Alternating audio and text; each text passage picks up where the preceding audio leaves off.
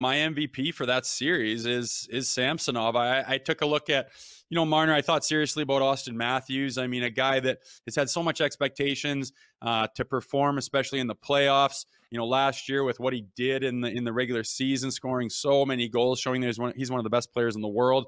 Then the expectations too well. You better translate that to the playoffs, and hasn't quite been able to get it done. At least get over that hump. And he stepped up big too when we needed some big goals, and was definitely a force and showed that he was taking upon himself to do what's expected. But I just can't not pick Ilya Samsonov in this series. I just feel like back in certain amount of times you just don't have that confidence in the crease behind you, and every time there's a rush or an odd man rush or a chance in the slot before, and in playoff series with the Toronto Maple Leafs, it's just hasn't gotten that big save. You just haven't been able to rely on it. It's just kind of, you look up the rafters after a goal and, I wish I had that back. And you just have that too many times in the playoffs. You're just not going to get that fourth win. You're not going to get it done.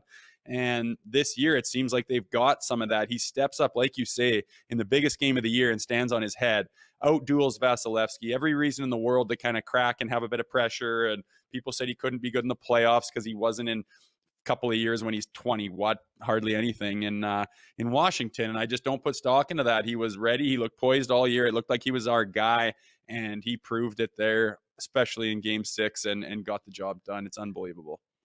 I can't disagree with you. Having said that, my series MVP was a guy we talked about a lot throughout the season, Morgan Rielly, man. By far his best stretch of games as a member of the Toronto Maple Leafs, and that's in high court. Of course, he's had a really marvelous career thus far as a Maple Leaf, but 6 games, 3 goals, 5 assists, 8 points. First and foremost, I got to give a lot of credit to Luke Schenn. I thought he has been played an instrumental role, I should say, in uplifting Morgan Rielly. Very similar to what he did with Quinn Hughes earlier this year. I don't think Luke Schenn will ever get enough credit for the way he's played throughout this season. I thought he was so poised in this series, and I thought he allowed Morgan Rielly to do his thing. So it's like a Batman and Robin type situation. But to that point, Morgan Rielly's at his best, and he has his most when he talk about confidence, when he's providing and scoring. And again, he was in on the winning goal. Like, it seemed like every pivotal goal for the Leafs in this series, Morgan Rielly was within 3 feet of the puck.